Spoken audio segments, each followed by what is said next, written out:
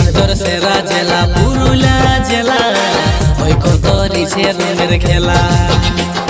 জেলার ভিতর সেরা জেলা ছৌঝুমুরের জেলা, ওই কত রিছে রঙের খেলা পুরুলিয়া।